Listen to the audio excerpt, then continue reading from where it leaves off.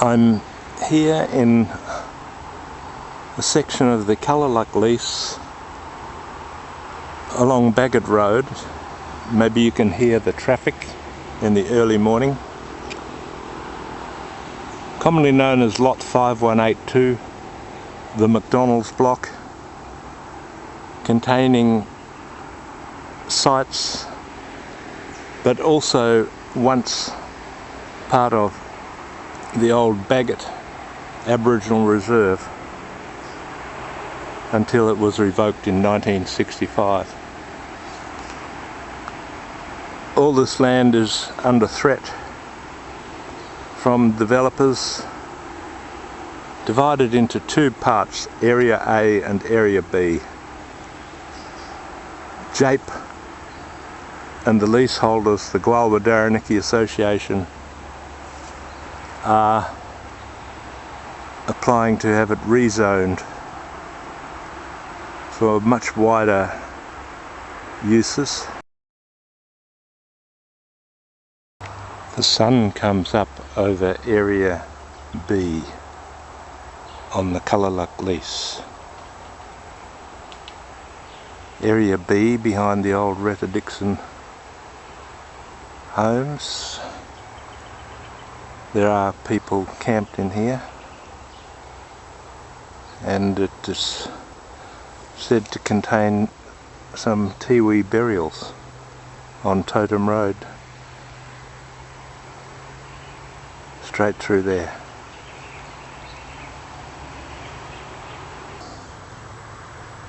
In that bush there, behind Karoo Park,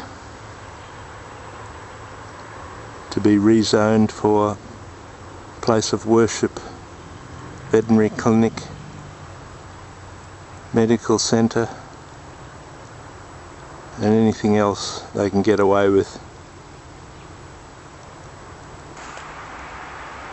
And inevitably every year severe fires sweep through.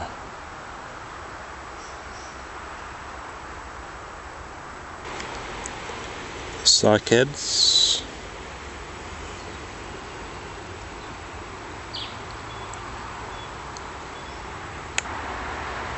It's interesting, a clean cut, this old stump. It is said that Pukamani poles were erected around here, giving the name Totem Road. The first thing that's noticeable is the high grass,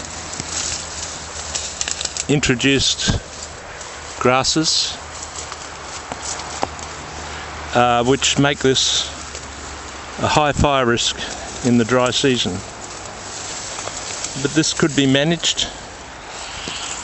This land has never been properly managed since it was handed over in 1979. We could have walking trails through here which would act as fire breaks. There could be ranges, there could be controlled burns, there could be weed control. There certainly could be study of the flora and fauna, and any sites looked after. It is the home or feeding grounds for the black cockatoos,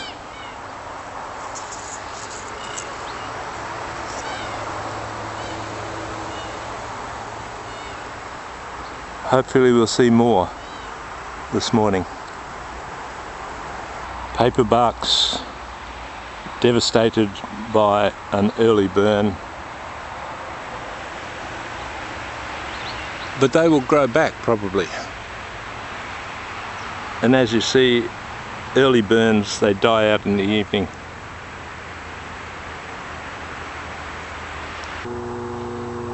More cycads on Lot 5182.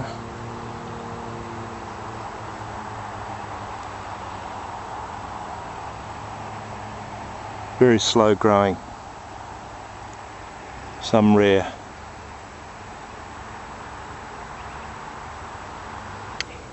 Now this dying off of the cycad palm appears to be a normal thing in the dry season. They'll come good. They'll survive any fires. On this Kulaluk Lease, the savanna eucalypt forest, you could call it, between Dickwood Drive and Bagot Road. So even here in the forest you'll find a little camp for homeless Aboriginal people.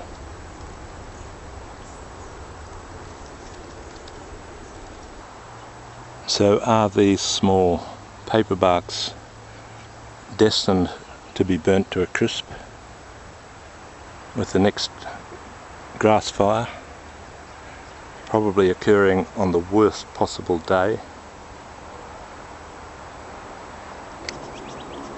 Now the bird life that one tree can sustain is quite amazing. You probably can't see it, but that tree has many birds feeding in it on the bush block. Yeah, these trees have survived the fires, and many more could be planted. So why is this block sealed off from the public, even Aboriginal use? What is the reason it is seldom visited and has no trespassing signs around it? Well, now the answer is becoming quite clear. It is, by the way, intersected by tracks like this one, which are only used by the fire brigade. The answer is clear. The leaseholders want to keep it for themselves as a nice little money earner if they can. Alternatively, even these areas of grassland, introduced grasses that have been cleared in the past, could be landscaped in a way to attract the wildlife and make it more accessible, certainly providing work for the landowners and improving race relations in Darwin. Here we're going deep into the introduced grasslands. Some trees surviving.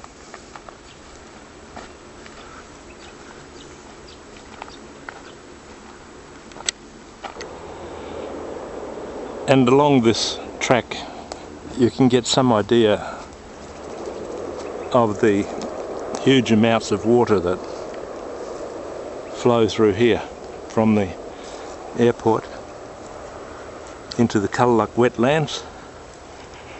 It's not uncommon to get 5 inches of rain and more in one event.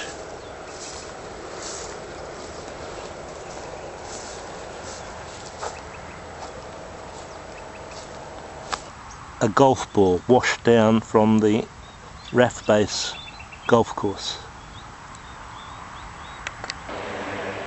Here we come to the western boundary of this block. Dickwood Drive intersecting the Kulaluk Lease. On the other side you can see the wetlands filmed in one of my videos, and you can see the intensity of the water that flows through there and sometimes over the road. Dickward Drive goes down here to Fitzard Drive, and a place known to the developers as Area A.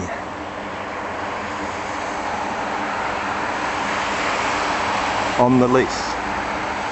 And another golf ball. At least it shows the direction of the flow of the water from the airport through the Kulaluk Lease to the sea. I'm not sure if you'd call this grass or cane, but you can imagine how it burns. Introduced, uncontrolled. Now, to my inexperienced eye, I would say we were near a spring. Certainly water table near the surface, judging by the green growth here in the dry season.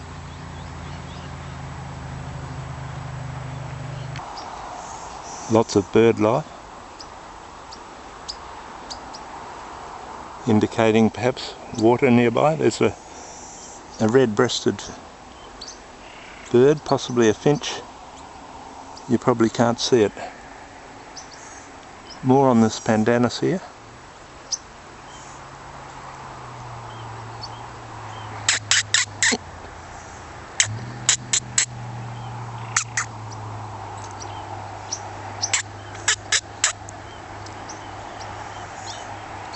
And Dickward Drive over there. Here we have the dreaded Mimosa pigra. Now that is a declared noxious weed which must be controlled. The seeds will be swept down into the wetlands. Mimosa pigra, you can see how the leaves fold up when touched there compared with there.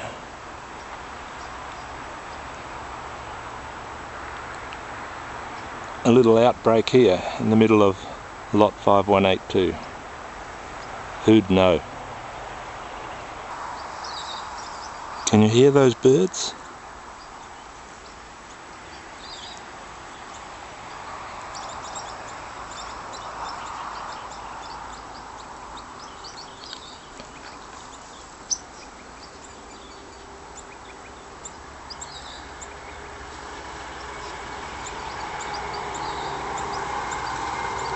This is almost June, still plenty of moisture in this ground.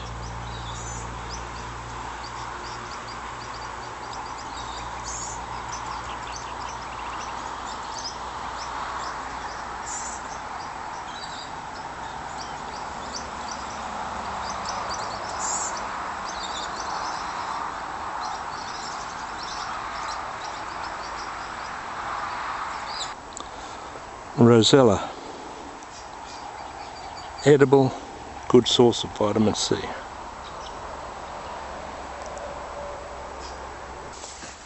More grassland.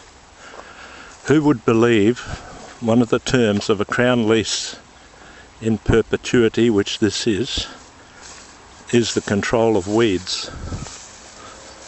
Who would believe it? Enough grounds to take the lease away from the present leaseholders and restore it to a truly representative group.